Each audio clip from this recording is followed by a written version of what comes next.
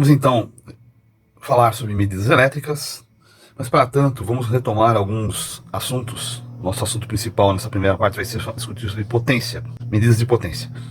Mas antes disso, vamos relembrar algumas coisas interessantes e que são fundamentais para o nosso estudo. O primeiro deles é a ideia de valor eficaz. O valor eficaz, como nós sabemos, é o valor máximo ou o valor de pico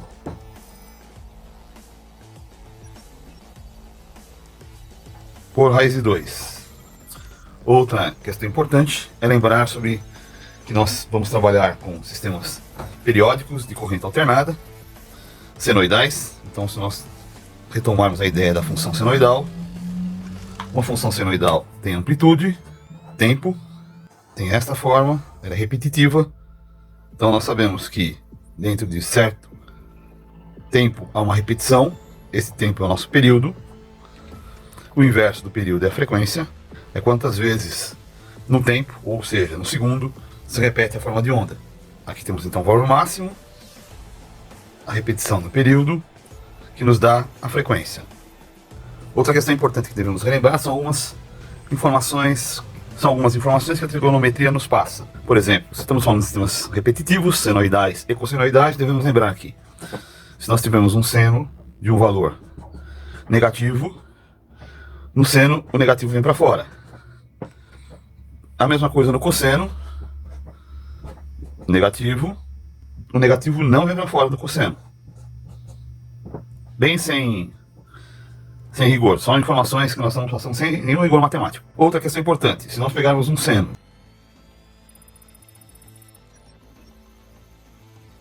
de uma função que esteja deslocada a 90 graus, ela é igual em formato a mesma função no cosseno. E também quanto ao cosseno, se nós pegarmos o cosseno e deslocarmos 90 graus, ou seja, cosseno de x mais π sobre 2, é igual a menos seno de x. Lembramos ainda que se nós tivermos, por exemplo, uma corrente instantânea, é igual a I máximo seno da variação da frequência mais a sua defasagem. Ou seja, seno de ômega t mais θ. Isso também vale para a tensão. Recordando ainda, em termos de números complexos, nossa corrente complexa aí, vai ser igual à corrente máxima,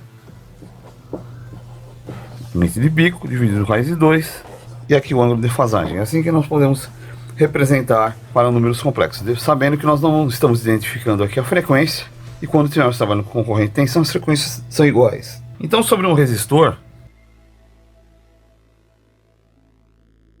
o elemento de 2 terminais, nós temos aqui a corrente, há uma tensão daqui para cá, do positivo para o negativo, que podemos substituir também esse I por um I complexo, o V por um V complexo. Sobre o resistor, o que nós vamos ter? Nós vamos ter que a tensão sobre o resistor vai ser a resistência vezes o I máximo, o ângulo θ da defasagem, dividido por raiz de 2. Abordamos já o resistor com elemento de 2 terminais e passivos, mas também ainda podemos falar sobre o indutor, que também vai ter uma corrente, uma tensão sobre ele, o valor dele aqui é dado em L, da indutância. Lembrando que de modo complexo, o V sobre I é o nosso J ômega L, que é a nossa JXL. No capacitor, também temos aqui uma corrente. Lembrando que a corrente não atravessa o capacitor, ela carrega as placas.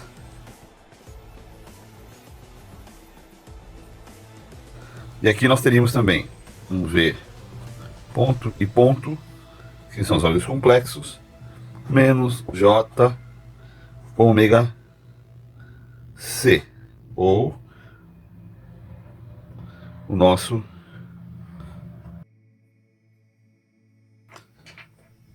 JXC. Então, lembrando que o XC aqui, que é a nossa reatância,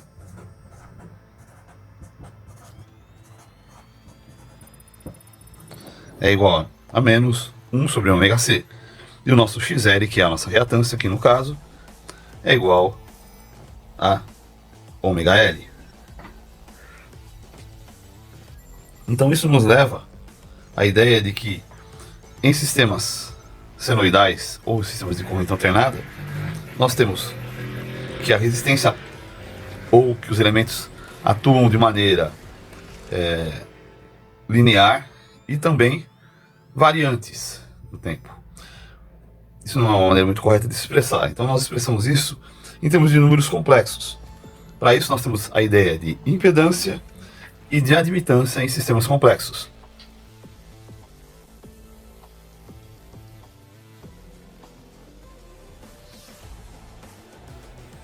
Então a impedância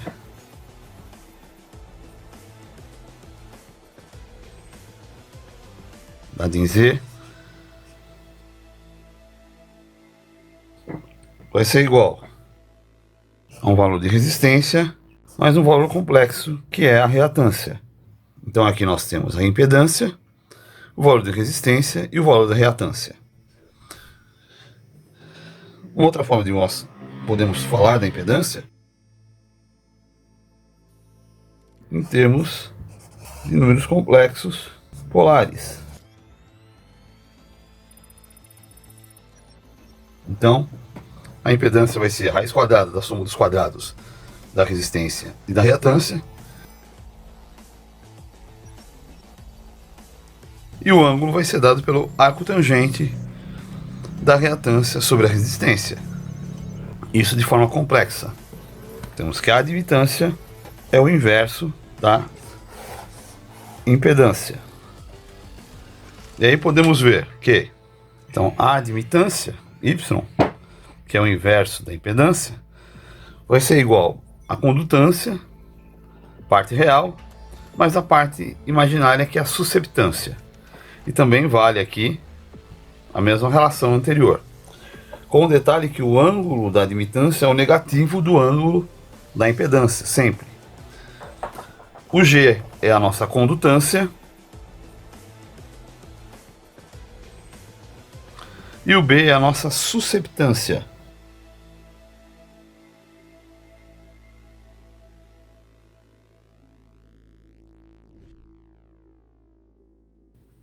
Lembrando ainda da resposta senoidal de um resistor. Então, o resistor, sempre no resistor a corrente e a tensão vão estar em fase, na mesma frequência, com a mesma fase. Então eu vou ter um V máximo seno de ômega t mais θ. Poderia ser também um cosseno, nada impede. E um Mi máximo seno de ômega t mais θ. A potência instantânea continua sendo VI.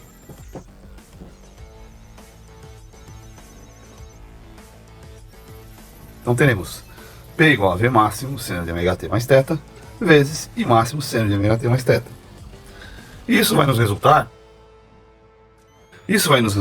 V máximo vezes I máximo vezes seno ao quadrado de ômega t mais θ.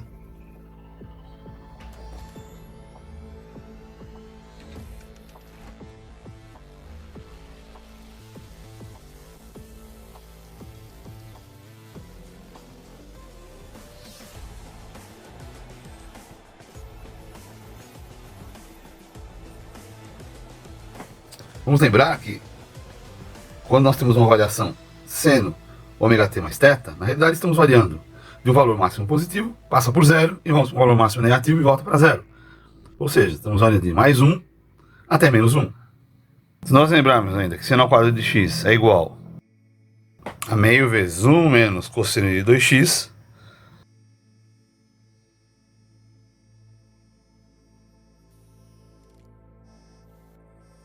e lembrando que aqui nós estamos dobrando a frequência nesse termo, a potência sobre um resistor será composta de um valor constante, V máximo vezes I máximo dividido por 2, e um valor que variará com duas vezes o valor da frequência Potência instantânea é zero cada vez que a tensão e a corrente são zero, mas nunca é negativa, porque o primeiro termo é positivo sempre.